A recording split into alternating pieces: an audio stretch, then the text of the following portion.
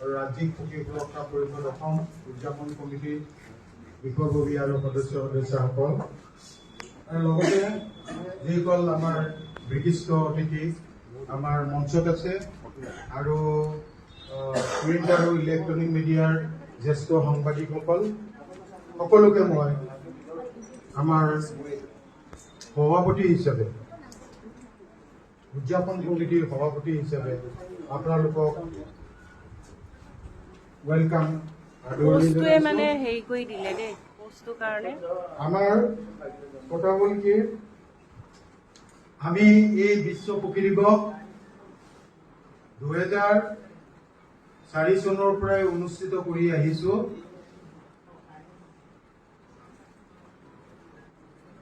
আমি যে 22 সংখ্যক বিশ্ব পক্ষী দিৱস উদযাপন কৰিছো তাৰমানে 22 বছৰ পুৰণা।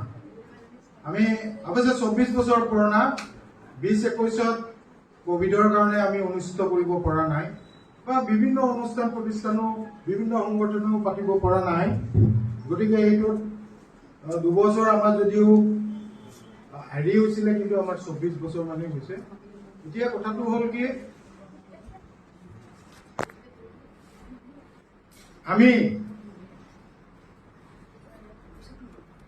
মানুহ প্ৰকৃতিৰে এবিধ জীৱ, চাৰিমুঠি জীৱ, উৰণ বুৰণ গজন ভ্ৰমণ এই চাৰিমুঠি জীৱ।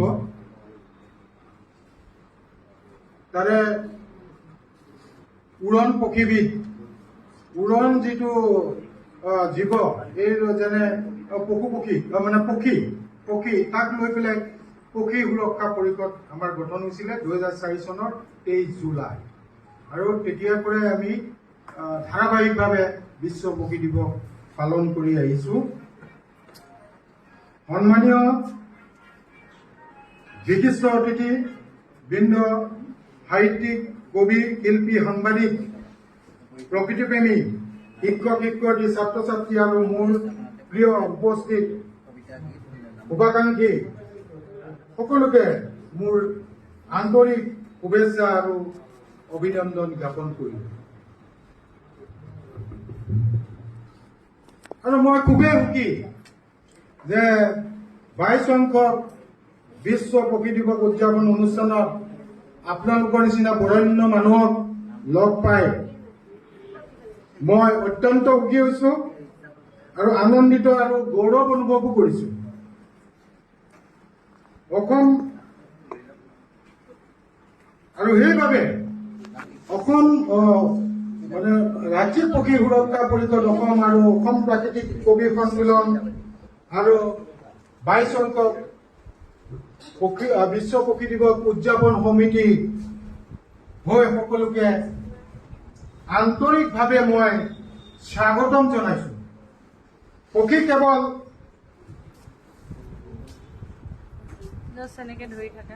প্ৰকৃতিৰ অলংকাৰেই নহয়, পক্ষী কেৱল প্ৰকৃতিৰ অলংকাৰেই নহয়, ইহঁত হৈছে প্ৰকৃতিৰ জীৱন্ত সুৰ। পখিলাৰ কাকলি, উৰণ, বাসস্থান আৰু জীৱন চক্ৰই আমাৰ পৰিৱেশৰ ভাৰসাম্য অটুট ৰাখে। পৰিভ্ৰমী পক্ষীসমূহে হাজাৰ হাজাৰ কিলোমিটাৰ পথ অতিক্ৰম কৰি আমাৰ দেশ আৰু অসমলৈ আহে। ইহঁতে যেন পৃথিৱীৰ বিভিন্ন দেশ আৰু সাংস্কৃতিক এক অদৃশ্য সুৰৰ মাজেৰে সংযোগ কৰি ৰাখে।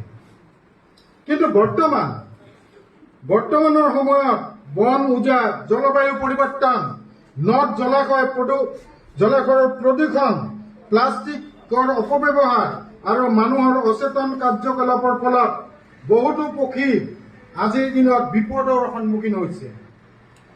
বহুতো দুষ্প্ৰাপ্য পৰিভ্ৰমী পক্ষীৰ সংখ্যা দ্ৰুতগতিত হ্ৰাস পাইছে। এই পৰিস্থিতি আমাৰ বাবে যে হৈছে ই এক গভীৰ চিন্তাৰ বিষয়। সেয়েহে আজিৰ এই অনুষ্ঠান কেৱল আনুষ্ঠানিক উদযাপনেই নহয়, এক সজাগতা, এক দায়িত্ব আৰু এক সামাজিক আন্দোলন।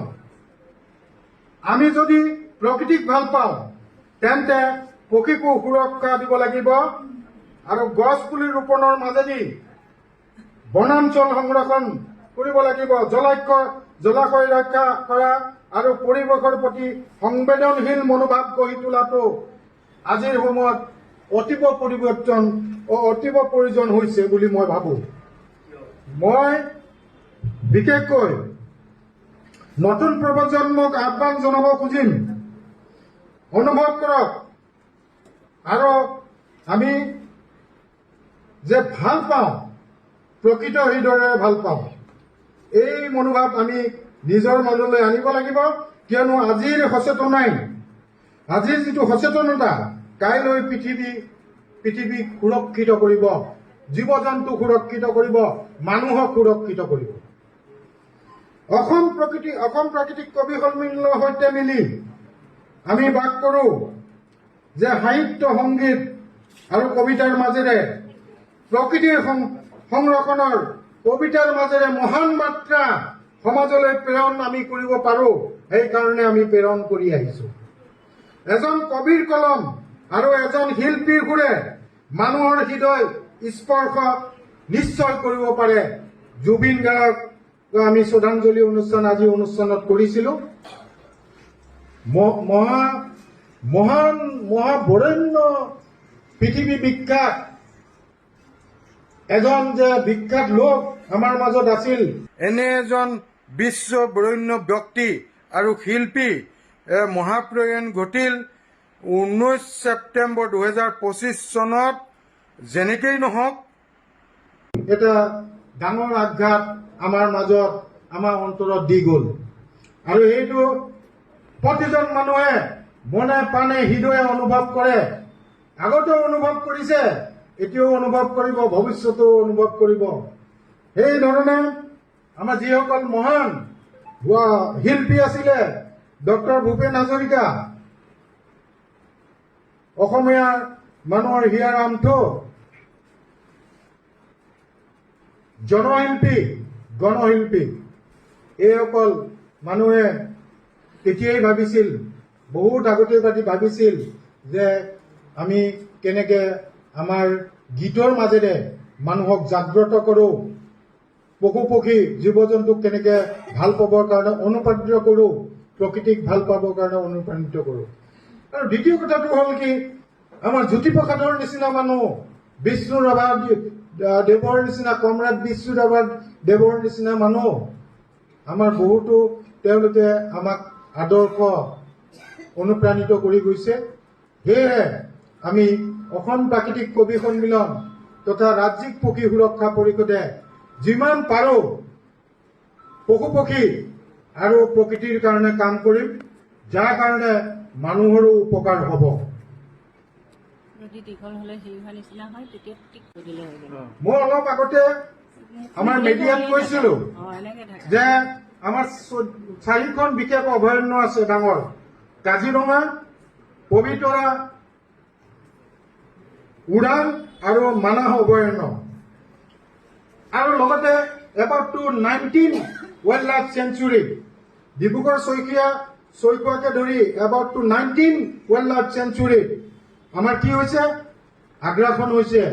গছ গছনি কাটিছে দুষ্কৃতিকাৰীয়ে আৰু বনৰীয়া পশু পক্ষী তেওঁলোকে হত্যা কৰি আহিছে। এই সন্ত্ৰাস নাইকিয়া কৰিবৰ কাৰণে আমি কিছুমান উদ্দেশ্য ল'ব লাগিব, আমাৰ মাজত ল'ব লাগিব যে যিহেতু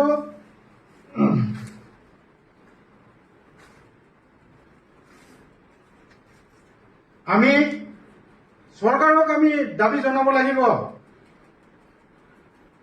আমি সংবাদ মাধ্যমৰ যোগেদি জনাব লাগিব, আমি গল্প, প্ৰবন্ধ, কবিতাৰ মাজেদি জনাব লাগিব, অনুপ্ৰাণিত কৰিব লাগিব যে আমাৰ পশু পক্ষীক ৰক্ষা কৰক, কৰক আৰু লগতে প্ৰকৃতি ৰক্ষা কৰক, যিমান পাৰে গছ পুলি ৰোপণ কৰক। আৰু এইটো মোৰ মেছেজ দিছোঁ, যিহেতু মই প্ৰাথমিক বিদ্যালয়ৰ পৰাই মই এই প্ৰকৃতিৰ লগত কাম কৰি আহিছোঁ, জীৱ জন্তুৰ লগত, পক্ষীৰ লগত। গতিকে মই এটা বাৰ্তা দিব বিচাৰিছোঁ, যিমান পাৰে মানুহে গছ পুলি ৰুৱক, আৰু পশু পক্ষীক বচাওক, প্ৰকৃতি বচাওক, মানুহৰ জীৱন বচাওক, প্ৰদূষণৰ পৰা আপুনি ৰক্ষা কৰক সকলোকে। এটা কথা কি, ইন আধ্যাত্মিক আধ্যাত্মিক দিশত আমি যদি চাওঁ, এজোপা গছ পুলি আমি কেনেধৰণৰ গছ পুলি ৰুব লাগে, কোন ধৰণৰ গছ পুলি ক'ত ৰুব লাগে।